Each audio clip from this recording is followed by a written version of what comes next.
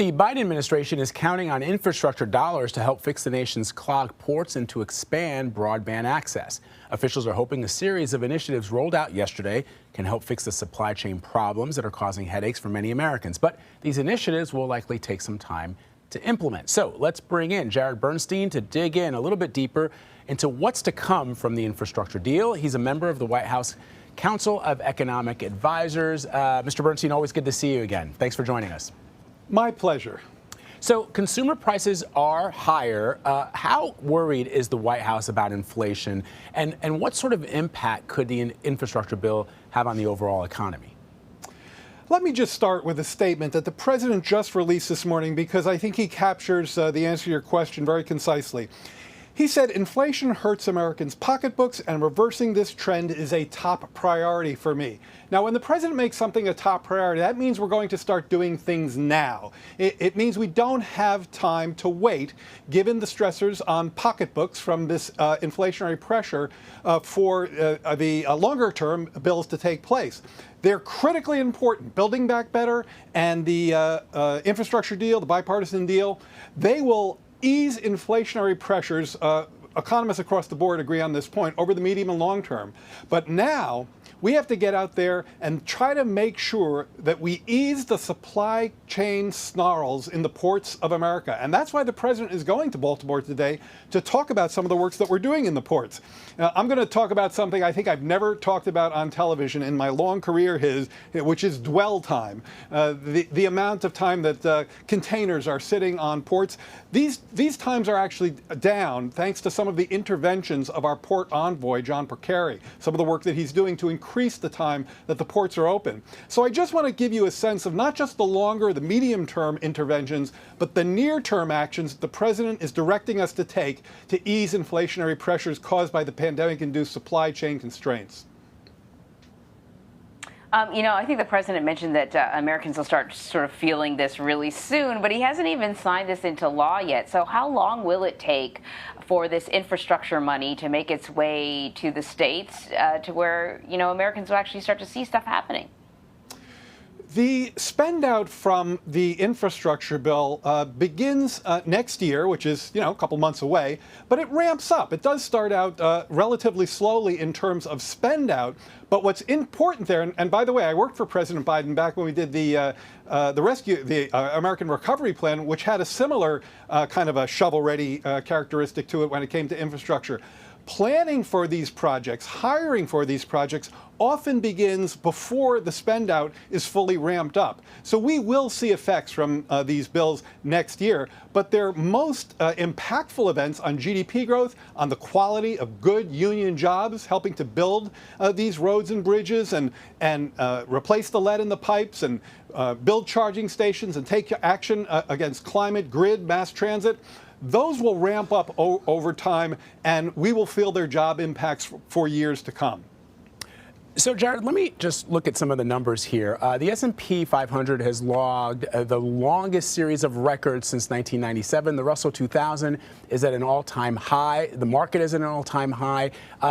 Almost 6 million jobs have been added to the economy this year, including 531,000 just last month. Unemployment is down to about 4.6%. COVID-19 vaccinations for children have become available. The overall rate of infections is declining in this country. There are a lot of Democrats who say, why isn't the administration bragging more about the wins that you've been able to log? Well, unlike the former president who every day would tweet about the stock market, we don't hear a lot from President Biden about some of these wins. Why not? From where I sit, it looks like if you're not hearing, then folks aren't listening, because the president is out every day saying precisely the kinds of things you just did, ticking off that very list, which he did in his statement this morning, which, by the way, started off with the point that you just made, and it was a very important one, that unemployment claims, they came out Wednesday this week instead of Thursday, they're down 70% off their peak. They've never fallen faster. We've not had job creation at this peak, at this pace historically. 620,000 jobs per month since this president took office. You mentioned the decline in the unemployment rate, the fastest fall in 70 years. So what we're seeing here is a very strong labor market that's pulling people in, that's giving them opportunities for higher quality jobs with rising pay, and that is very much a function of not just the checks in pockets, but the shots in arms. The vaccination point is key, not just for the labor market progress, but also to unsnarl supply chains, particularly in the labor force. If kids, we're having hundreds of thousands of kids now get vaccinations. If they can safely get back to school, reopen their schools in a reliable way, that means that their caretakers, mostly moms, have a path back into the job market. But that's where Building Back Better comes in. Accessible, affordable childcare has always been a missing piece in that part of the economy, and it's one that this president intends to fix. Well, let's get to that then. This social spending component of the president's sort of plan to turn the country around. It's been whittled down now to sort of a third of what it was initially. That's the nature of negotiating. I get that. The Treasury Department has done some crunching of the numbers and has said that it will be fully paid for.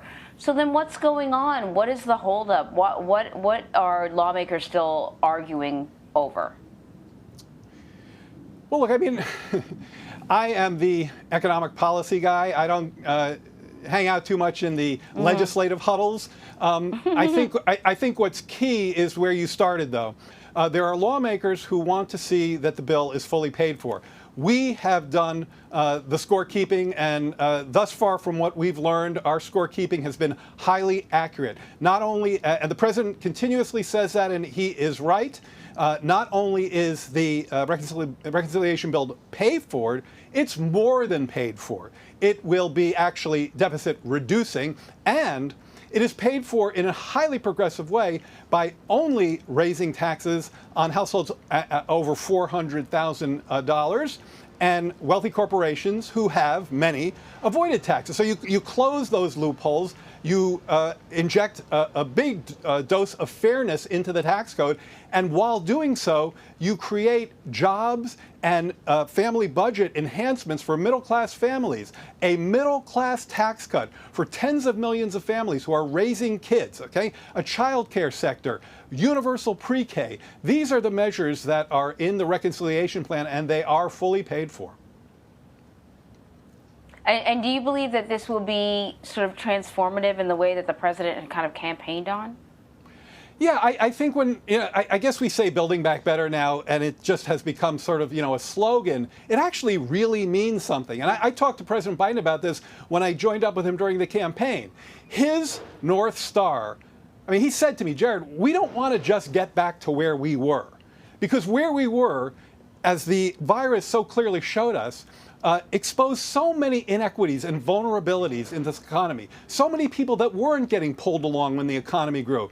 So what the architecture of the two plans, and in this case I think Build Back Better, the reconciliation plan, is particularly germane, is to give people an opportunity to realize their economic potential, to build their skills, to get into the job market if that's what they want, to do so in a way that's accommodating to controlling the damage that we've done to the climate, to cut taxes for middle-class families who are raising kids, to provide families with the ladder of upward mobility that they have so long lacked. So just getting to the other side of the crisis, that's the rescue plan. It's really important. It's certainly pulled this recovery forward in a big way. That's what you hear when we take down these job statistics. But that's not enough for this president. We have to do more than that and make sure that families have the kinds of economic opportunities, the fair shake that they deserve. All right, Jared Bernstein, thank you very much. My pleasure.